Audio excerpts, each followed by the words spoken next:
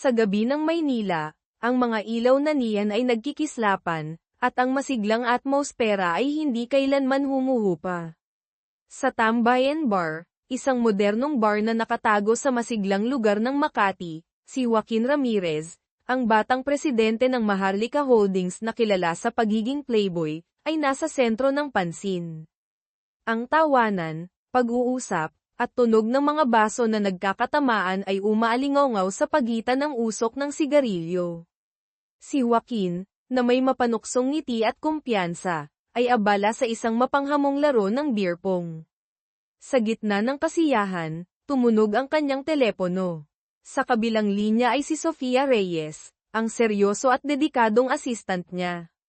Sa bahagyang lasing na boses ngunit puno pa rin ng awtoridad, sinabi ni Joaquin, "Sofia, pumunta ka agad sa tambayan. Kailangan kita." Bagamat walang ideya kung ano ang nangyayari, agad na sumakay si Sofia papunta sa bar. Pagdating niya, ang unang tanaw ay si Joaquin na nakasimangot, nakaturo sa mga baso ng beer na puno pa sa mesa. "Tingnan mo," reklamo niya na may bahagyang tampo, "dahil sa pagka-late mo, natalo ako sa pastahan. Kailangan kong ubusin lahat ng ito." Nag-aalala si Sofia para sa boss niya at nag-alok na siya na lang ang iinom ng beer. Ngunit si Paulo Mendoza, isa sa mga kaibigan ni Joaquin na matagal nang may interes kay Sofia, ay mabilis na sumingit. "Ako na," sabi ni Paulo, nagpapakita ng pagiging gentleman, "hindi dapat ang babae ang magpasa nito." Agad niyang kinuha ang isang baso ng beer, handang inumin ito. Napansin ni Joaquin ang kilos ni Paulo, at biglang nagpakita ng inis. Kinuha niya ang isang bote ng alak, sabay hawak sa kwelyo ni Paulo. "Sa banyo tayo mag-usap," sabi ni Joaquin, sabay hila kay Paulo papunta roon, iniwan si Sofia at ang mga tao sa bar na naguguluhan. Ilang minuto lang ang lumipas, at biglang narinig ang isang malakas na sigaw mula sa banyo. Si Paulo ay biglang nawalan ng malay. Bagamat nagulat, nanatiling kalmado si Joaquin. Agad niyang inutusan ang staff na suriin ang security footage sa labas. Samantala, si Sofia, na may likas na talino bilang assistant, ay mabilis na nagpaalis sa mga tao, maingat na ipinaliwanag na si Paulo ay lasing lamang. "Boss Joaquin," bulong ni Sofia, "huwag kang padalos-dalos. May mahalagang shareholders meeting tayo sa susunod na linggo." Bagamat galit pa rin si Joaquin, mahinahon siyang tinapak ni Sofia sa pinto ng banyo at malakas na tumawag. Binuksan ni Joaquin ang pinto, na bahagyang kalmado na. "Assistant Reyes, huwag kang masyadong agresibo," biro niya, sabay baba ng boses, "si Paulo ay lasing lang, kaya nakatulog." Upang tulungan si Joaquin na makalabas sa sitwasyon, naisip ni Sofia na magpanggap si Joaquin na lasing. Kumuha siya ng natitirang alak, binuhusan si Joaquin ng kaunti, at sinabi, "Boss, magkunwari kang lasing. Mas ligtas tayong makakaalis." Sa ilalim ng impluwensya ng alak, nilakad ni Joaquin ang bar ng parang lasing, habang sinusuportahan siya ni Sofia. Pagdating sa kanyang marangyang bahay sa Forbes Park, tumakbo si Joaquin papunta sa kanyang kwarto, tila wala sa sarili. Nagpasya si Sofia na manatili sa sala upang siguraduhing magising si Joaquin para sa meeting kinabukasan. Samantala, sa ibang lugar, si Miguel Castro, isang malapit na tauhan ni Joaquin, ay nag-uulat sa telepono kay Don Ricardo, ang tiyuhin ni Joaquin na lihim na kalaban niya sa kumpanya. "Hindi gumana ang plano, Don. Ang Paulo na iyon ang nakainom ng alak na may gamot." Lumalabas na si Don Ricardo ay naglagay ng gamot sa alak upang mapahiya si Joaquin bago ang shareholders meeting. Alisin ang babaeng Sofia na iyon, malamig na utos ni Don Ricardo, at bantayan ng mabuti ang batang Joaquin. Huwag hayaan siyang makawala sa kontrol. Ngunit hindi alam ni Don Ricardo na kontrolado pa rin ni Joaquin ang sitwasyon. Matagal nang may hinala si Joaquin sa mga tao sa paligid niya, kaya't naglagay siya ng mga lihim na kamera. Ang footage na nagpapakita kay Paulo na umiinom ng alak, at ang tapang ni Sofia na tumulong kay Joaquin, ay lalong nagbigay ng interes kay Joaquin. Bumaba siya sa hagdan upang tingnan si Sofia na nakatulog sa sofa. Nang gumalaw si Sofia, agad siyang bumalik sa kwarto, hawak ang lumang ID card ng high school na may pangalang, Sofia Reyes, isang alaala na iniingatan niya ng matagal na panahon. Kabanata 2, Hindi inaasahang insidente at lihim na babala kinabukasan, sa tamang oras, kumatok si Sofia sa pintuan ng kwarto ni Joaquin. Walang tugon mula sa loob. Inilapit niya ang tainga sa pinto upang makinig, ngunit biglang bumukas ito, dahilan upang matambo siya sa matipunong dibdib ni Joaquin. Bahagyang inaantok ngunit halatang tuwang-tuwa, sinabi ni Joaquin, "Mag-ingat ka, Assistant Reyes. Kung may masira, kaya mo bang bayaran ang sasakyan ko?" Namula si Sofia, agad na umatras. "Pasensya na, boss. Siguro, mas mabuti kung gamitin niyo ang kotse ko papunta sa opisina, para iwas aksidente." Bagamat bahagyang tinawanan ni Joaquin ang simpleng kotse ni Sofia, napilitan siyang sumakay. Pagdating sa Maharlika Holdings, bumaba si Joaquin na tila pagod. Nakita niya ang ilang magagandang empleyado at agad na nagpakita ng interes. Ngunit mabilis siyang hinayla ni Sofia papunta sa elevator, sabay bigay ng senyales sa mga empleyado na huwag lumapit sa kanilang boss. "Nakakainit dito. Sira ba ang aircon?" reklamo ni Joaquin pagdating sa opisina. "Oo, boss. Naayos ko na ang aircon sa private office niyo," sagot ni Sofia. Sa loob ng opisina, lihim na tinitingnan ni Joaquin ang litrato ni Sofia na kuha niya habang natutulog ito. Nang pumasok si Sofia upang mag-submit ng mga dokumento, kunwari siyang abala sa cellphone. "Basahin mo na lang ang file para sa akin," utos niya. Habang binabasa ni Sofia ang file, napansin ni Joaquin na tila pagod na ito. "Umupo ka. Hindi ba masakit sa paa ang pagtayo?" tanong niya. Nang magsimulang umubo si Sofia, agad niyang kinuha ang mga dokumento, mabilis na pinirmahan ang mga ito. "Boss, pwede ba akong umuwi ng maaga ngayon? May personal akong lakad," tanong ni Sofia. Bago umalis, pinaalala niya kay Joaquin, "Boss, huwag kalimutang i-adjust ang aircon bago magpahinga." Paglabas, sinabi ni Sofia sa isang kaibigan, "Mukhang sinadya ni boss na magpa-aircon sa akin. Pero kailangan kong magmadali para sa blind date ko." Hindi nagtagal, hinanap ni Joaquin si Sofia. "Nasaan si Assistant Reyes?" "Umalis na po siya, boss. Sabi niya may blind date siya." Biglang sumimangot si Joaquin. Agad siyang pumunta sa parking lot, at nakita si Sofia na papasok sa kotse. Walang sabi-sabi, sumakay siya sa driver's seat. "Ako na ang maghahatid sa iyo," sabi niya, "at pagkatapos ng blind date mo, gagamitin ko ang kotse mo pauwi." Sa daan, sinadya ni Joaquin na magkamali ng direksyon. "Kung ang blind date mo ay hindi makapaghintay, ibig sabihin wala siyang tunay na interes," sabi niya. Bigla, sumigaw si Sofia, "Boss, mukhang may problema ang preno." Sinubukan ni Joaquin na preno, pero patuloy na tumatakbo ang kotse. Pinakalma niya si Sofia at tinuro nito ang isang bakanteng daan. Walang ibang paraan, kaya't iniwas ni Joaquin ang kotse papunta sa bakod. Sa lakas ng impact, niyakap ni Joaquin si Sofia upang protektahan ito. Sa kabutihang palad, minor injuries lang ang natamo nila. Tumawag si Joaquin kay Dr. Carlos Alvarez, ang family doctor niya, upang suriin sila. Nang makitang ligtas si Sofia, saka lamang siya nakahinga ng maluwag. "Ito ay dahil sa nangyari sa Tambayan Bar," sabi ni Joaquin kay Carlos, "sigurado akong si Don Ricardo ang may pakana nito. Hindi siya maglalakas loob na galawin ka bago ang shareholders meeting," paliwanag ni Carlos. "Kung may mangyari sa iyo, 54% ng shares ay mapupunta sa charity. Kaya't ang target niya ay si Assistant Reyes para magbigay ng babala." Si Joaquin ay napaisip, at sa puntong iyon, napagtanto niya na si Sofia ay nasa panganib hanggat mananatili ito sa kanyang paligid. Samantala, si Sofia ay malungkot na nagmasid sa kanyang bagong bili na telepono na basag na matapos ang aksidente. Wala siyang magawa kundi gamitin ang lumang telepono na bigay ng kanyang yumaong tiyuhin ilang taon na ang nakalilipas. Kinabukasan, nagulat si Sofia nang makatanggap ng email na nagsasabing siya ay tinanggal na sa trabaho.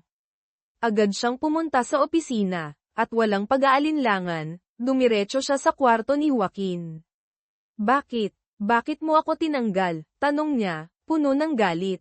Si Joaquin, na pilit nagpapakita ng malamig na ekspresyon, ay sumagot, Sofia, masyado ka ng pabigat. Halos ikinamatay ko pa sa aksidente. Bilang konsiderasyon sa 2 taon mong serbisyo, tanggapin mo ang severance pay na ito at umalis ka na. Ang puso ni Sofia ay tila nadurog. Akala niya si Joaquin, bagamat may pagkaligaw, ay may mabuting kalooban. Ngunit ngayon, napagtanto niyang mali ang kanyang akala. Sa galit at pagkadismaya, tinalikuran niya si Joaquin at lumakad palayo. Ngunit bago pa siya makalayo, bigla siyang nahilo at nawalan ng malay. Si Joaquin, na unang inakalang nagkukunwari lamang si Sofia, ay natakot nang makita niyang totoong hinimati ito. Agad niyang binuhat si Sofia at dinala sa San Lazaro Hospital. Sa ospital, sinabi ni Dr. Carlos, huwag kang mag-alala, Joaquin. Si Sofia ay nagkaroon lamang ng low blood sugar dahil sa stress. Magiging maayos siya, ngunit si Joaquin ay hindi mapakali. Alam niyang si Don Ricardo ay hindi titigil hanggat hindi nito nalalayo si Sofia sa kanya. Carlos, tulungan mo ako, pakiusap ni Joaquin, panatilihin si Sofia dito sa ospital hanggang matapos ang shareholders meeting. Dito lang siya magiging ligtas. Nang magising si Sofia, sinabi ni Dr. Carlos, Miss Reyes, kailangan namin ng impormasyon ng iyong pamilya. May seryosong ekspresyon si Carlos, kaya't naramdaman ni Sofia na may masamang balita. Agad niyang kinuha ang papel na hawak ni Carlos. Nabasa niya ang mga salitang, stage 4 na pancreatic cancer, na ikinagulat niya. Miss Reyes, hindi ito para sa iyo, agad na paliwanag ni Carlos, ito ay resulta ng ibang pasyente. Nagkamali lang ako ng hawak. Ngunit si Sofia ay naniniwala na siya ang may sakit. Ang kombinasyon ng pagkawala ng trabaho at ang maling akala tungkol sa kanyang kalagayan ay nagdulot ng matinding depresyon sa kanya. Biglang tumunog ang kanyang lumang telepono. Isang hindi pamilyar na boses ang narinig sa kabilang linya, Miss Reyes, ngayon ba ay ika-10 ng Marso, 2024? Naguguluhan, sinagot ni Sofia ang tanong. Ang boses ay nagpatuloy, Miss Reyes, pakinggan mo ito. Hindi ka may sakit, isa lamang itong pagkakamali, at higit sa lahat, huwag kang pumunta sa Marikit Lakeside Hotel sa Tagaytay para hanapin si Joaquin Ramirez sa ika-31 ng Disyembre, 2024. Bagamat kakaiba ang babalang iyon, hindi ito pinansin ni Sofia. Sa puntong iyon, mas iniintindi niya kung paano siya makakahanap ng pera para sa kanyang pagpapagamot. Kabanata 3, ang palpak na drama at ang pagbubunyag ng katotohanan. Habang si Sofia ay patuloy na nakikipaglaban sa sunod-sunod na pagsubok, si Joaquin naman ay nagpatuloy sa kanyang pagpapanggap bilang isang spoiled na playboy. Isang araw, nagpunta siya upang makipagkita kay Don Ricardo.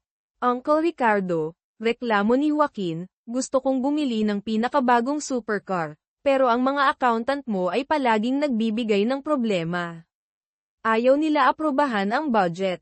Tumawa si Don Ricardo, sabay tapik sa balikat ni Joaquin, relax lang, bukas ipapadala ko ang kotse sa bahay mo. Ang kumpanya ay magiging iyo rin naman, dahil iniwan ito ng ama mo para sa iyo. Ang pera mo ay pera mo, hindi ba? Hintayin mo lang matapos ang shareholders meeting, at ikaw na ang opisyal na mamamahala sa Maharlika Holdings. Sino pa ang maglalakas loob na pigilan ka sa paggastos? Pero hindi ko alam kung makakapaghintay ako hanggang sa araw na iyon, buntong hininga ni Joaquin, tila nagdadrama. Noong nakaraan, muntik na akong mamatay dahil sa pagmamaneho ng assistant ko. Kaya galit na galit ako, tinanggal ko siya sa trabaho. Para matuto siya, napatigil si Don Ricardo, sinuri ang kilos ni Joaquin. Iniisip niya kung ang pamangkin ba niya ay talagang tanga o nagkukunwari lamang. Ang kanyang tauhan ay Bamulong, Don. Si Miguel Castro ay nasa tabi niya ng 11 taon, pero wala pa ring nakikitang kakaiba. Mukhang wala talagang laman ang utak ng batang ito. Bagamat may pagdududa si Don Ricardo, lalo siyang naging alerto nang malaman niyang binigyan ni Joaquin si Sofia ng malaking halaga bilang severance pay. Patuloy sa kanyang pagpapanggap, si Joaquin ay nagpakasaya sa mga party at tila walang iniintinding problema. Sa isang marangyang pool party, biglang dumating si Sofia, puno ng galit. "Ibalik mo ang pera ko," sigaw ni Sofia. Ang mukha niya ay puno ng hinanakit. Ngumisi si Joaquin, sabay sabi, "Oh, tingnan mo kung sino ang nagpunta rito para magreklamo." Tumawag siya kay Miguel Castro, "Palayasin mo siya." "Joaquin," pakiusap, pagmamakaawa ni Sofia, habang tumutulo ang kanyang mga luha.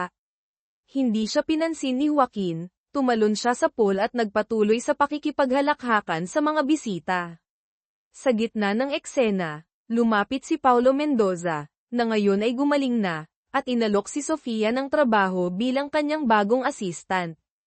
Nakita ito ni Joaquin, kaya't lumapit siya sa gilid ng pool at tinawag si Sofia, "Halika rito."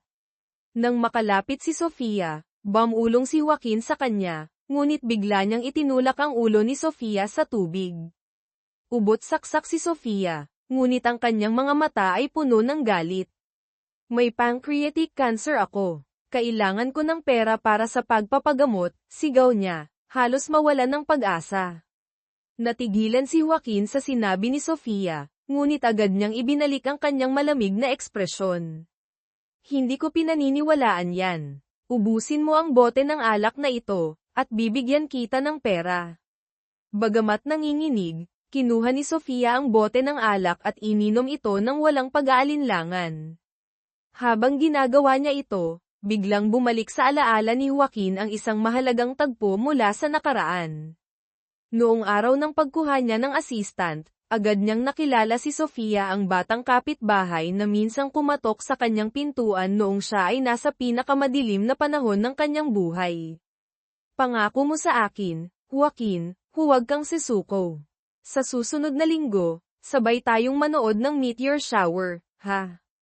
Ang inosenteng boses at determinadong tingin ni Nena, palayaw ni Sofia noong bata pa siya, ang nagligtas sa kanya mula sa kawalan ng pag-asa. Sa totoo lang, si Joaquin ay matagal nang naghihintay na muling makita si Sofia, kaya't sinadya niyang piliin siya bilang assistant. Matapos ubusin ni Sofia ang alak, tumayo siya nang nanghihina, at iniabot ang kamay niya kay Joaquin. "Nasaan ang pera?" tanong niya. "Wala akong pera," malamig na sagot ni Joaquin. Shot! Isang malakas na sampal ang dumapo sa mukha ni Joaquin, iniwan ang pulang marka. "Ang pagiging assistant mo ang pinakamalaking pagkakamali ng buhay ko," sigaw ni Sofia. Ang boses niya ay puno ng galit at hinanakit. "Ginamit mo ang mga credentials ko para lang i-translate ang manga na ginagamit mo sa panliligaw. Akala ko, medyo pabaya ka lang, pero hindi ka masamang tao. Pero mali ako. Kung maibabalik ko ang oras, sana hindi kita nakilala." Umalis si Sofia. Ang maliit na figura niya ay puno ng dignidad habang unti-unting naglalaho sa paningin ni Joaquin. Nanatili siyang nakatayo, tila pinutol ang puso niya sa sakit, ngunit pilit niyang pinanatili ang malamig na mukha. Nagpaalam siya sa party, gamit ang dahilan na susubukan ang kanyang bagong kotse. Agad na iniulat ni Miguel Castro ang insidente kay Don Ricardo. "Bantayan mo siya," utos ni Don Ricardo. "Tingnan mo kung palihim siyang bumibisita kay Sofia." Sa loob ng kanyang bagong supercar, tumawag si Joaquin kay Carlos, maghanda ng ginger tea para kay Sofia. Uminom siya ng sobrang alak. Alam niyang pagkatapos ng insidente, mas lalong magbabantay si Don Ricardo kay Sofia. Alam niyang panahon na upang harapin ang matandang lobo. Napansin ni Joaquin na sinusundan siya ng sasakyan ni Miguel Castro. Bigla niyang hinarang ang kotse nito, hinayla si Miguel palabas, at binigyan ng malakas na suntok. Tumunog ang telepono ni Miguel, si Don Ricardo ang tumatawag.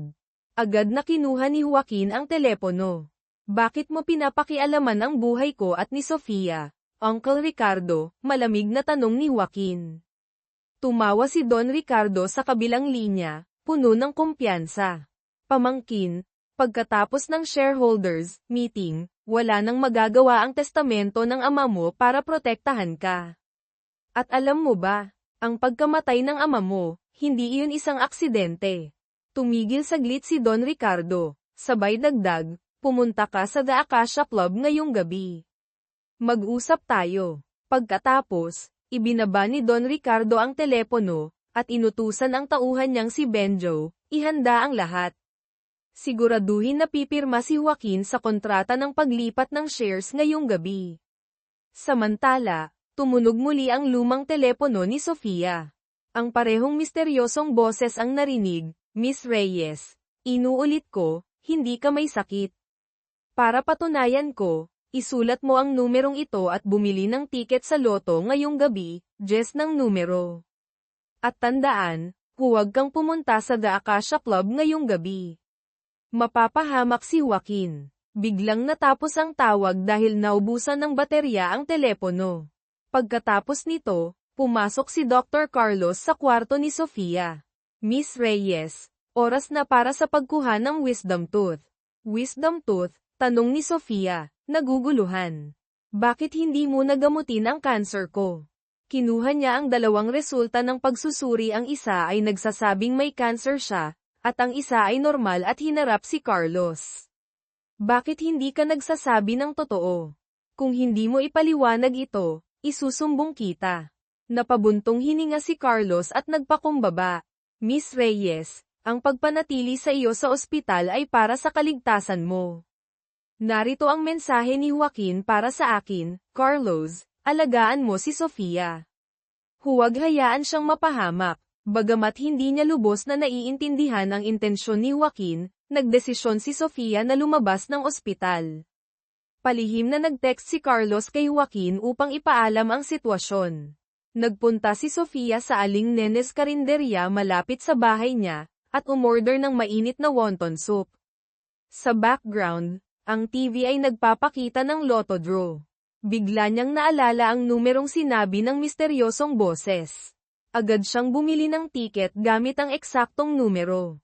Samantala, si Joaquin ay nakatanggap ng balita mula sa kanyang especially boss, si Miss Reyes ay lumabas ng ospital at bumili ng lotto ticket. Napakunot ang noo ni Joaquin, nagtataka. Sa The Acacia Club, sinubukan ni Benjo na kumbinsihin si Joaquin, Boss Joaquin, pirmahan mo na ang kontrata ng paglipat ng shares para sa kaligtasan mo. Habang nangyayari ito, si Sofia ay nanginginig habang tinitingnan ang lotto result sa kanyang telepono. Nanalo siya ng jackpot. Sa kagalakan, bigla siyang natigilan sa takot. Ang lahat ng sinabi ng misteryosong boses ay nagkatotoo. Naalala niya ang babala tungkol sa The Acacia Club. Agad siyang sumakay sa motor at nagpunta sa The Acacia Club. Pagdating niya, nakita niya si Joaquin na pinipilit ng mga tauhan ni Don Ricardo na pumirma sa kontrata. Joaquin, sigaw ni Sofia, sabay pagmamaneho ng motor papunta sa gitna ng mga tao, dahilan upang magkaroon ng kaguluhan. Sa gitna ng gulo, si Joaquin ay nagpakita ng tunay na lakas. Hindi na siya nagkunwari, ginamit niya ang kanyang kakayahan upang labanan ang mga tauhan ni Don Ricardo. Sa huli, si Benjo ang pinagkakatiwalaang tauhan ni Don Ricardo ay biglang tumulong kay Joaquin. Boss, tumakas na kayo, sigaw ni Benjo.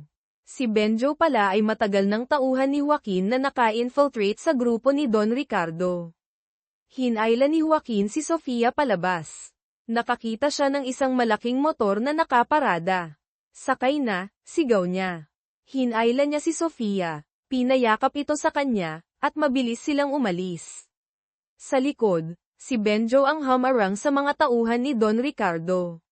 Sa daan, tumawag si Carlos kay Joaquin, nasa ligtas na lugar na si Andrea Lim, boss. Sinunod ko ang plano mo. Kabanata 4, ang katotohanan, pag-amin, at ang huling pagsusugal. Nang makarating na sila sa ligtas na lugar, tinitigan ni Sofia si Joaquin, puno ng pagdududa. Ano ba talaga ang tunay mong pagkatao, Joaquin Ramirez? Huminga ng malalim si Joaquin, bakas ang pagod sa kanyang gwapong mukha. Si Don Ricardo ay palaging nakamasid sa akin, parang gutom na tigre. Bago ko opisyal na makuha ang mga shares mula sa testamento ng aking ama, napilitan akong magpanggap bilang isang spoiled na playboy upang mapaluwag ang kanyang pagbabantay. Tumingin siya ng diretso sa mga mata ni Sofia, puno ng pagsisisi ang kanyang tono. Hindi ko inaasahan na ikaw ang magiging target niya. Ang pagkatanggal mo sa trabaho, ginawa ko iyon para sa iyong kaligtasan, upang hindi ka madamay. At paano naman ang aksidente sa kotse? Tanong ni Sofia, puno ng galit. Noong oras na iyon, malinaw na kaya mong umiwas, pero bakit mo sinadyang sumalpok sa bakod? Instinct iyon, pag-amin ni Joaquin, sa sandaling iyon, ang iniisip ko lang ay kung paano kita mailigtas sa anumang paraan. Niloko mo ako para malansi si Don Ricardo, hinala ni Sofia, naalala ang mga eksena sa mga drama na madalas niyang panoorin. Hindi, mabilis na pagtanggi ni Joaquin, ngunit hindi siya pinansin ni Sofia. Kung ganoon, bakit ka pa pumunta sa pulong ngayong gabi, kahit alam mong may balak si Don Ricardo? Tanong pa ni Sofia, hindi pa rin kumbinsido. Tahimik si Joaquin ng ilang saglit, bago tumingin ng diretso sa kanyang mga mata. Sa wakas, nagsalita siya, puno ng sinseridad, kung hindi ako pumunta, natatakot akong may masamang mangyari sa pinakamahalagang tao sa buhay ko. Wow, hindi ko akalain na si Dr. Carlos pala ang pinakamahalaga sa'yo, pabirong sabi ni Sofia, hindi may tatago ang sarcasm. Tumawa si Joaquin, ngunit agad naging seryoso ang kanyang ekspresyon. Sofia, lahat ng ginagawa ko, ay para sa iyo. Mahal kita. Gusto kita. Napatigil si Sofia, tila nagulat, ngunit agad siyang tumawa ng mapait. Napakaluma na ng style mo, boss. Hindi mo na ako maloloko. Inilabas niya ang punit na loto ticket mula sa kanyang bulsa. Pero alam mo ba, dahil sa pagsagip sa'yo, nawala ang jackpot ko. Tinitigan ni Joaquin ang punit na tiket, at biglang bumalik sa kanyang alaala ang boses ni Nena, ang batang kapitbahay noong bata pa siya, na nagdala ng mainit na mangkok ng noodles at nagbigay ng pag-asa sa kanya sa panahon ng kawalan. Naalala niya kung paano siya hinayla ng batang iyon mula sa kadiliman ng depresyon. Babawi ako sa'yo, mariing sabi ni Joaquin. Nilabas niya ang laman ng kanyang wallet at bag, at iniabot kay Sofia ang isang bungkos ng pera. Sa ngayon, ito lang ang meron ako. Pagkatapos ng shareholders meeting bukas, pangako, babayaran kita ng higit pa. Pero bago ang lahat, Sofia, kailangan mo akong tulungan sa isang mahalagang bagay. Kinabukasan, sa shareholders meeting ng Maharlika Holdings, ang tensyon ay ramdam sa buong silid. Dumating si Sofia Reyes, hindi na ang simpleng assistant, kundi isang babaeng puno ng kumpiyansa at eleganteng kasama ni Joaquin Ramirez. Kasama rin si Andrea Lim, ang eksperto sa teknolohiya na pinagkakatiwalaan ni Joaquin. Nagpakita ng kumpiyansa si Don Ricardo, at inihayag na si Joaquin ay kusang loob na pumirma sa kasunduan ng paglipat ng lahat ng shares sa kanya. Nagpalabas pa siya ng video bilang ebidensya. Ngunit sa halip na patunayan ang kanyang sinasabi, ang video ay nagpakita ng eksena kung saan si Don Ricardo ay nakikipagsabuatan sa may-ari ng tambayan bar upang lasunin si Joaquin sa pamamagitan ng alak. Biglang tumayo si Joaquin at nagsalita sa harap ng mga shareholders. Mga mahal na kasamahan, aniya, ang video na ito, kasama si Benjo dito, at marami pang ebidensyang aking nakalap, ay sapat upang patunayan ang mga ilegal na gawain ni Don Ricardo, kabilang ang pang-aabuso sa pondo ng kumpanya at pag-angkin ng mga ari-arian nito. Dagdag pa niya, si Benjo, pati na rin ang ilang shareholders dito, ay sumusunod lamang sa huling habilin ng aking ama ang tulungan akong linisin ang pamunuan ng kumpanya. Sa gitna ng pagkabigla ng lahat, idineklara ni Joaquin, opisyal kong itinalaga si Andrea Lim bilang Director ng Research at Development, at si Sofia Reyes bilang Director ng Public Relations ng Maharlika Holdings. Sa sobrang galit, nawalan ng kontrol si Don Ricardo at itinuro si Joaquin. Ikaw, kailan mo nalaman ang lahat ng ito? Mula pa noong matagal na, sagot ni Joaquin, ang tono niya ay malamig at matalas. Matagal ko nang natuklasan na ang huling tawag ng aking ama bago siya namatay ay para sa iyo, Don Ricardo. Hayop ka. Darating ang araw na mawawala ang lahat sa iyo, sigaw ni Don Ricardo bago siya dinala ng mga security guards palabas ng silid. Bagamat nalampasan ni Joaquin ang pagsubok at nailigtas ang kumpanya, nararamdaman pa rin niya ang hindi maipaliwanag na kaba. Alam niyang may itinatago pang lihim si Don Ricardo. Lumapit si Carlos at tinapak ang balikat ni Joaquin. Alam mo, tinanggal mo siya sa trabaho, tapos sinira mo pa ang jackpot ticket niya. Dapat lang na mag-isip ka ng paraan para bumawi. Napangiti ang doktor at nagbiro, subukan mong painumin si Sofia ng alak, tapos ikwento mo ang buhay mo sa ilalim ng pangil ni Don Ricardo. Malay mo, maawa siya sa'yo. Ngunit umiling si Joaquin. Alam niyang kailangang maging totoo siya kay Sofia. Kailangan niyang ipaalala sa kanya kung sino siya, kung ano ang koneksyon nila noon. Biglang tumawag si Benjo. Boss, may sasakyang hindi kilala na humarang sa mga pulis at iniligtas si Don Ricardo. Napakunot ang noo ni Joaquin. Mukhang ang puwersa na sumusuporta kay Don Ricardo ay mas malakas kaysa sa inaakala niya. Kabanata 5, Mga nakalimutang alaala at bagong hinaharap. Dumating si Sofia sa opisina ni Joaquin, inilapag ang kanyang resignation letter sa mesa. Director ng Public Relations, ikaw ang nagdedesisyon sa lahat, mula sa pagtanggal sa trabaho hanggang sa pag-a-appoint, nang hindi man lang kinukonsulta ang opinyon ko. Nagpakita ng pag-aalala si Joaquin. Sofia, patawarin mo ako kung nasaktan kita. Nakita ni Sofia ang sinseridad sa mga mata ni Joaquin, kaya't medyo lamambat ang kanyang puso. Sige, pansamantala kitang pinapatawad. Mag-ingat ka, babala ni Joaquin, nakatakas na si Don Ricardo. Sa daan pa uwi, dumaan si Sofia sa Aling Nene's karinderya. Masayang ibinalita ni Aling Nena na nanganak na ang kanyang manugang. Biglang tumunog ang lumang telepono ni Sofia. Muli, narinig niya ang misteryosong boses. Sa pagkakataong ito, ang boses ay nagbigay daan kay Aling Nena na makipag-usap sa kanya mula sa kabilang linya. Sofia, apo, bumisita ka naman sa pamangkin mo, 1 taong gulang na siya, masayang sabi ni Aling Nena. Napahinto si Sofia, tila nanigas.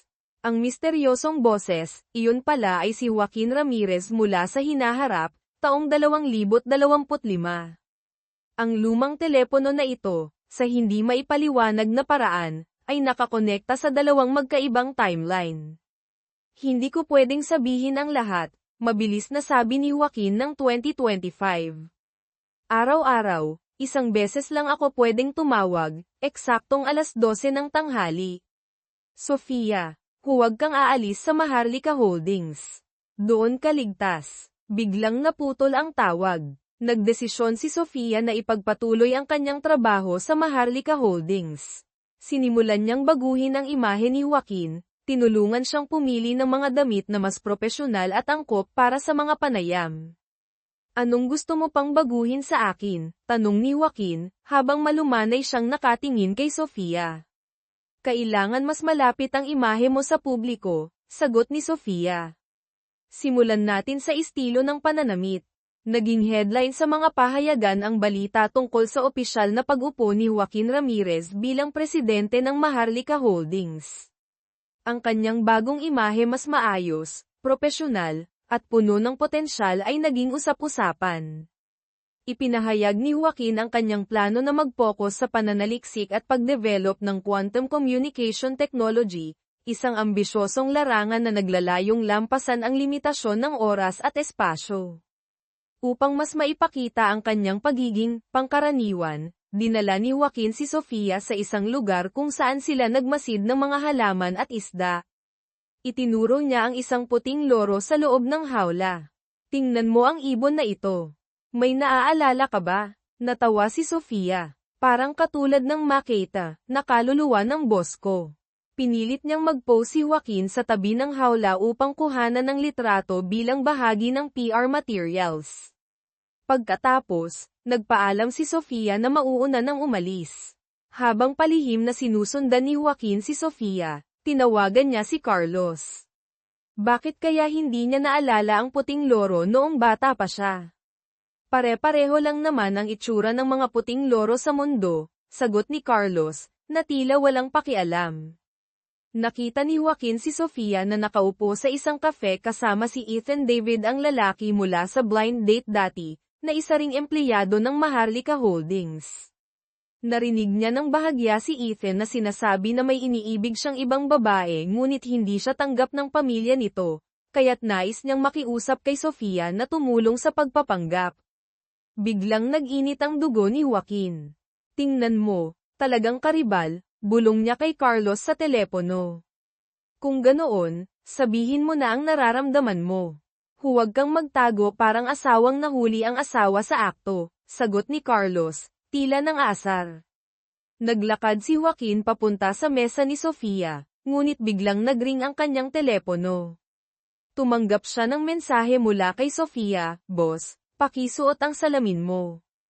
Huwag kang maging problema para sa Public Relations Department." Sa parehong sandali, iniulat ni Carlos na natukoy na ang taong nasa likod ng mga paninirang puri kay Joaquin sa social media. Nagdesisyon si Joaquin na gamitin ang pagkakataong ito upang baguhin ang pananaw ni Sofia tungkol sa kanya. Tinitigan niya ang nameplate sa mesa ni Sofia na nagsasabing, "Sofia Reyes PR Director," at biglang napangiti.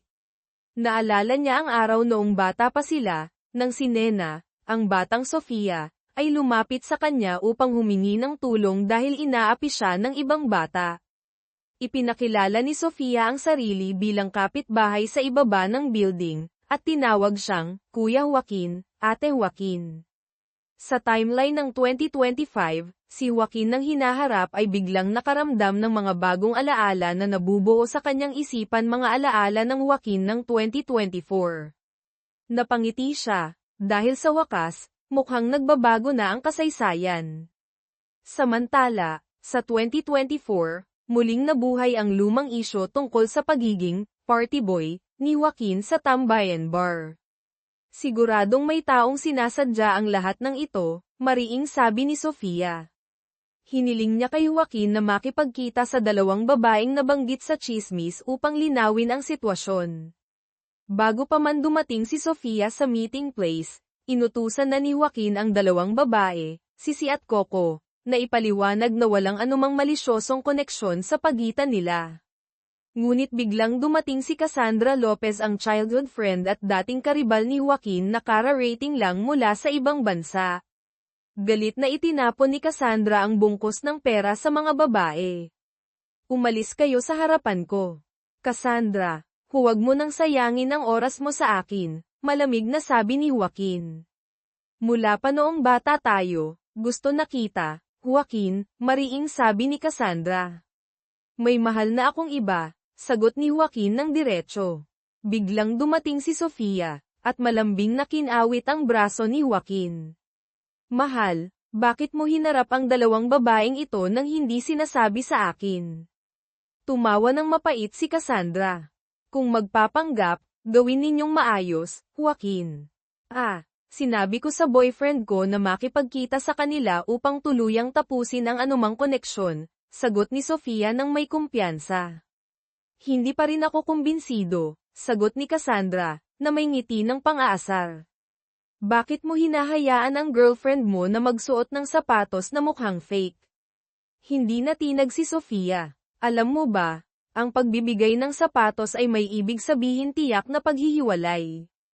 Kaya hindi ko hinahayaan ang boyfriend ko na bumili ng sapatos para sa akin."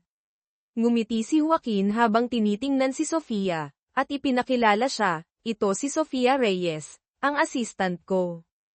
Hindi pa namin ipinapahayag ang relasyon namin sa kumpanya dahil ayaw naming maapektuhan ng mga tsismis." Inimbitahan ni Cassandra si Joaquin sa isang party sa katapusan ng linggo, at agad siyang pumayag isang pagkakataon upang makalapit sa investment fund ng ama ni Cassandra. Pagkatapos, inamin ni Sofia kay Joaquin, sa totoo lang, kumuha ako ng aktres na magpapanggap bilang fiancé mo para harapin si Cassandra. Pero biglang nagkaroon ng conflict ang schedule niya, kaya, ako na ang pumalit. Habang iniimbestigahan ang background ni Cassandra, isang talentadong violinist at anak ng isang mayamang investor, iminungkahi ni Sofia, bakit hindi mo subukang makipag-date sa kanya, boss? Magandang ideya iyon para maayos ang reputasyon mo. Tinitigan ni Joaquin si Sofia, puno ng kahulugan ang kanyang tingin. Ikaw na ang nag-claim na girlfriend mo ako, kaya kailangan mong panindigan ito. Bukod pa rito, pupunta ako sa party na iyon para makuha ang investment fund ng kanyang ama. Dinala ni Joaquin ang fake girlfriend niya upang maghanap ng damit para sa party. Nang lumabas si Sofia mula sa fitting room suot ang isang eleganteng gown, napahinto si Joaquin, tuluyang nagulat sa kanyang kagandahan. Nilapitan niya si Sofia, kunwari itinatanggal ang tag ng gown, ngunit ang kanyang kamay ay bahagyang umikot sa baywang ni Sofia, nagdulot ng isang sandaling puno ng tensyon.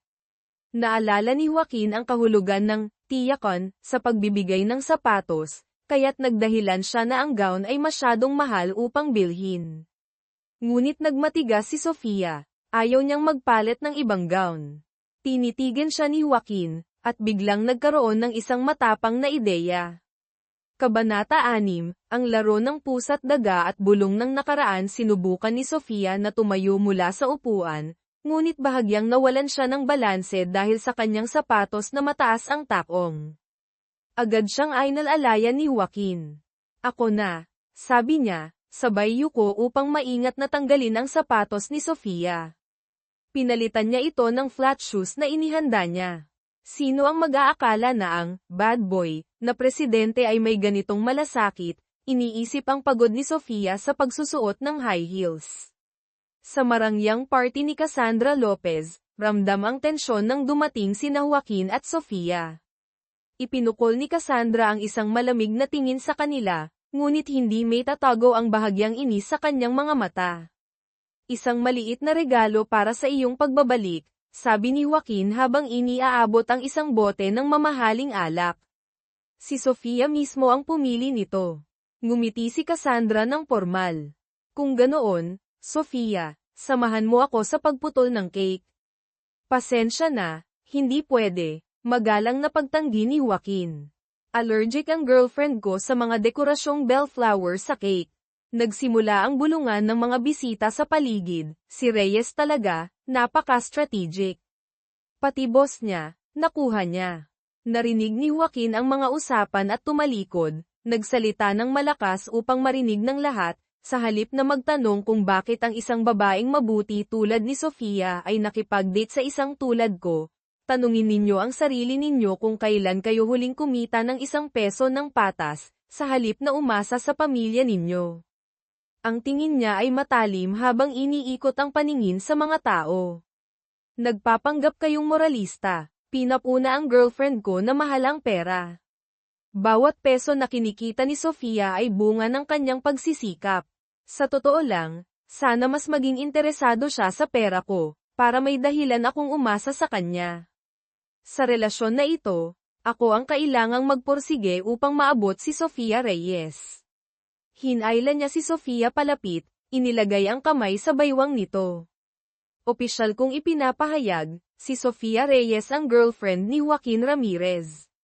Pagkatapos ng pahayag, hinailan ni Joaquin si Sofia palabas ng party, iniwan ang mga bisita na tulala.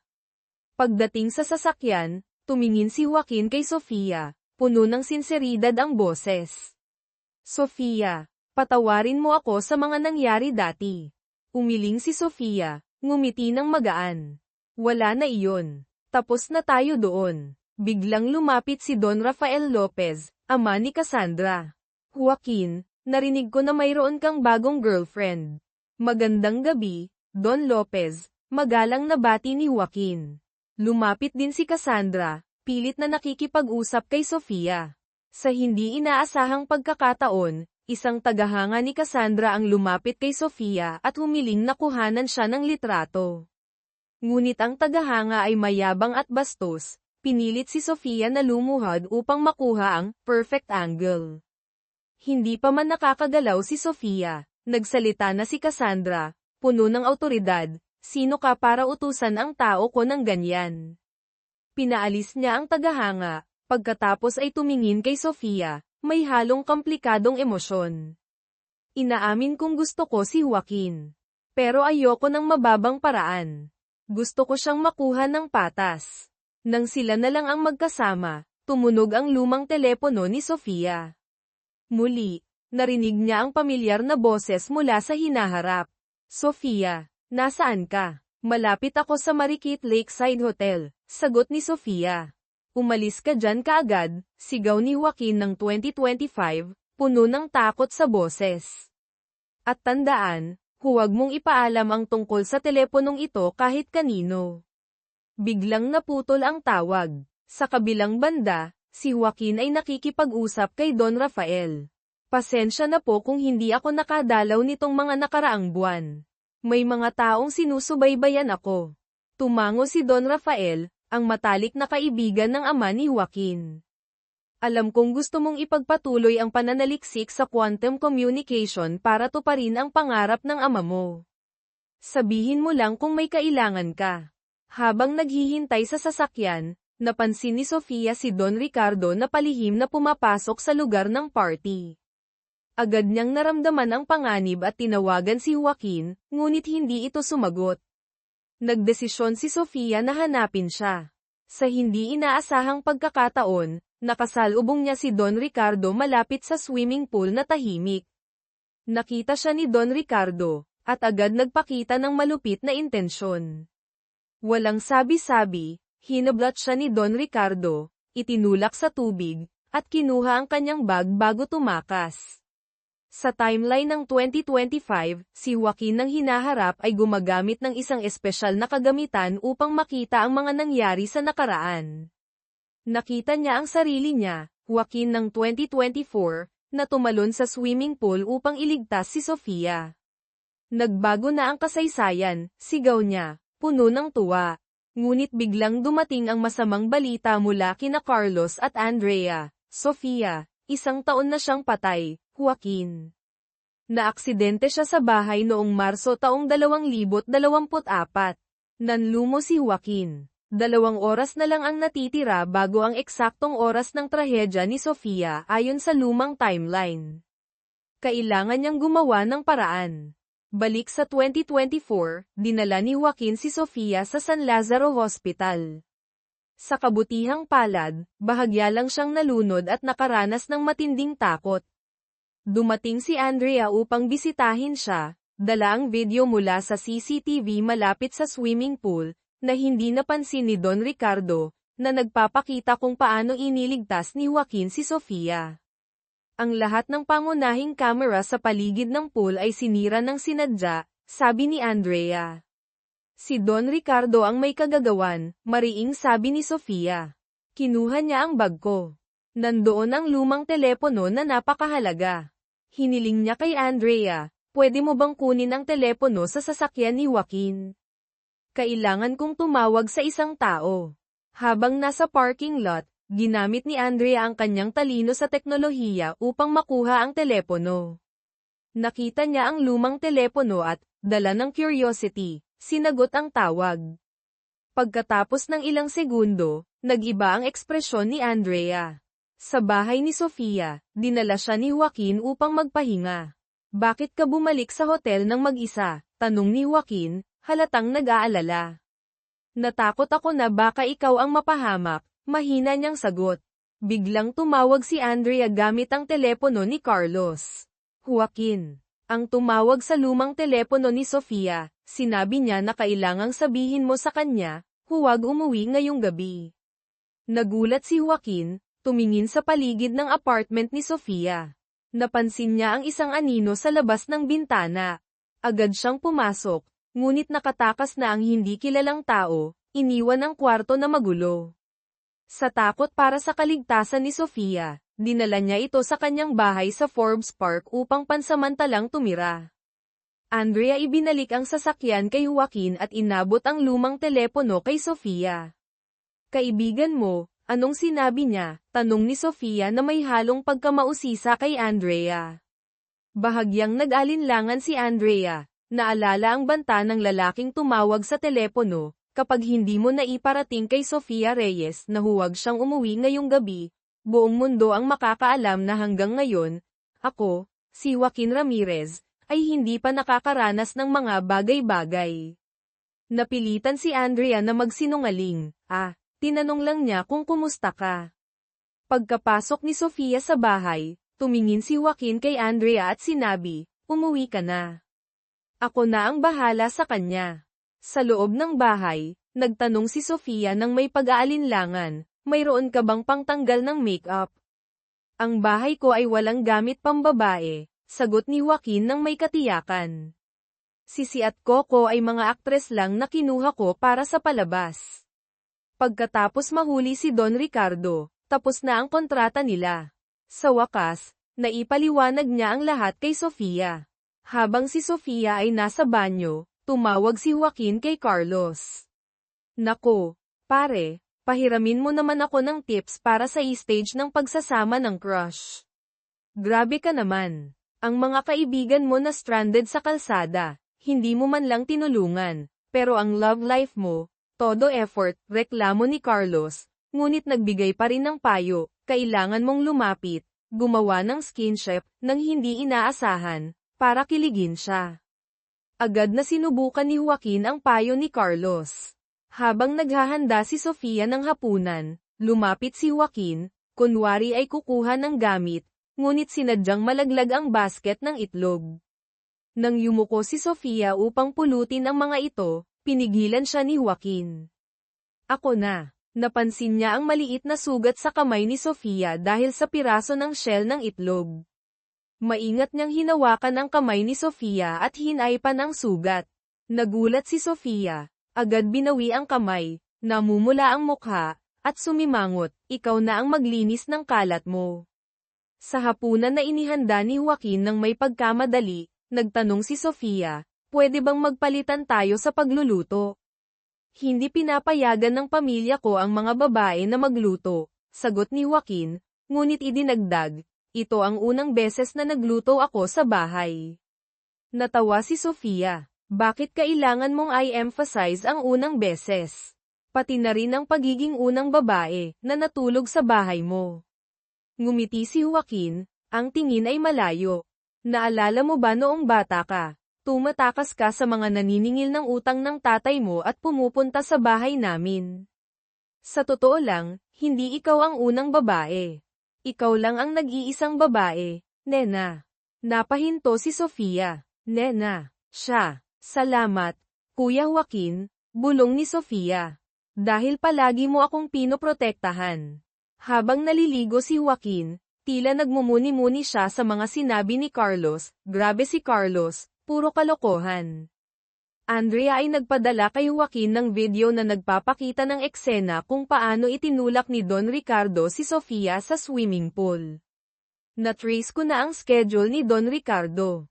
May meeting siya sa hotel noong gabing iyon, pero ang taong dapat niyang makaharap ay hindi dumating, sabi ni Andrea. Sa timeline ng 2025, si Joaquin sa hinaharap ay iniimbestigahan ng pulis dahil sa suspecha na may kinalaman siya sa pagkamatay ni Sofia 1 taon na ang nakalipas. Napagtanto niya na ang interbensyon ng lumang telepono ay nagdulot ng mga unpredictable na pagbabago, na nagresulta sa mas magulong hinaharap. Balik sa 2024, kinabukasan, naghihintay si Joaquin kay Sofia upang sabay silang pumasok sa trabaho. Pwede mo ba akong ihatid sa Marikit Lakeside Hotel? Tanong ni Sofia. Kitang-kita ang pag-aalala sa mukha ni Joaquin, kaya idinagdag ni Sofia, okay lang ako. Hindi naman ako mahina para matrauma dahil lang sa nalunod ako. Gusto kong matutong lumangoy bilang self-defense. Nang ibalita ni Sofia na mayroon siyang swimming instructor, ngumiti si Joaquin ng may pagmamayabang, hindi na kailangan. Tawagin mo na lang akong Coach Joaquin. Ang swimming lesson ay naging parang date. Maingat na tinuruan ni Joaquin si Sofia sa bawat galaw. Ang romantikong tanawin ng swimming pool sa ilalim ng liwanag ng hapon sa Tagaytay ay humikayat sa isang photographer ng hotel na mag-alok na kuhanan sila ng couple photos. Nagpapanggap tayo para kay Cassandra, kaya dapat galingan natin, bulong ni Joaquin kay Sofia, na kumbinsido siyang pumayag. Kumuha pa si Joaquin ng props mula sa photographer. Biglang dumating si Cassandra. Agad na nagkunwari sina Joaquin at Sofia na masayang nagpapakuha ng larawan. Hindi ko kayo pinapansin, malamig na sabi ni Cassandra, dahil ang huli at tunay na may-ari ni Joaquin ay ako. Dahil dito, si Joaquin ay nagkaroon ng fucky wedding photos, kasama ang kanyang assistant na si Sofia. Sa lobby ng hotel, nagkasalubong sila ni Ethan David, BFM. Agad na hinawakan ni Joaquin ang balikat ni Sofia, nagpapakita ng pagiging sweet. Oh, Ethan, napaka-coincidental.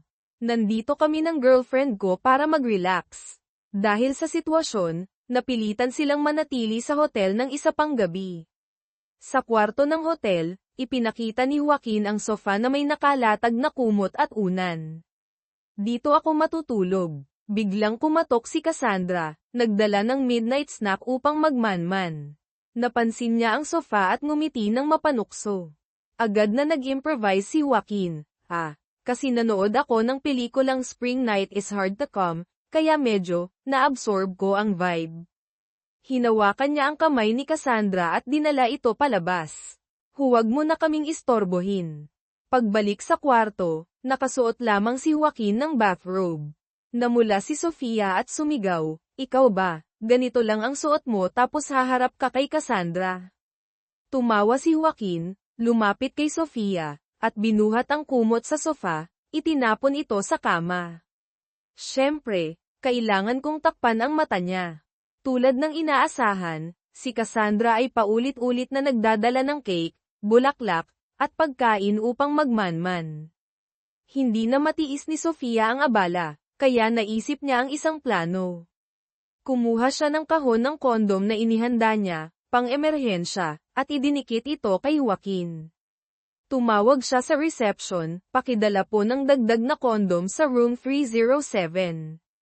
Pagdating ng staff, binuksan ni Sofia ang pinto at sinadya niyang magsalita ng malakas, mahal, bakit ang dami mong in-order? Pagkatapos ay isinara ang pinto ng malakas. Napatingin si Joaquin kay Sofia, tumawa, at mahinang hinaplos ang buhok nito. Assistant Reyes, ikaw ang tunay na master. Kabanata 7, ang peke at ang pangako sa gabi ng mga alitaptap pagdating sa opisina, sinabi ni Sofia kay Joaquin, hintayin mo akong mauna sa itaas, para maiwasan ang tsismis ng mga kasamahan. Sa isang mahalagang pulong, inanunsyo ni Joaquin na matagumpay niyang napagkasunduan ang investment fund ni Don Rafael Lopez. Sa wakas, opisyal nang sisimulan ang proyekto sa quantum communication. Eksaktong 12:00 ng tanghali, pumunta si Sofia sa isang tahimik na sulok ng pasilyo, naghihintay ng tawag mula sa hinaharap. Ngunit nanatiling tahimik ang telepono. Sa halip, nakatanggap siya ng mensahe mula kay Ethan David, Sofia. Magkita tayo mamaya sa Aling Nena, okay? Habang walang tawag mula sa taong misteryoso, biglang naalala ni Sofia ang insidente sa hotel. Naamoy niya ang banayad na halimuyak ng bellflower sa katawan ni Don Ricardo habang inaatake siya nito. Ang parehong halimuyak na iyon ay naramdaman niya rin sa kanyang apartment na nilinis matapos itong halughugin. Posible kayang, hinahanap ni Don Ricardo ang teleponong ito na may kakayahang maglakbay sa oras.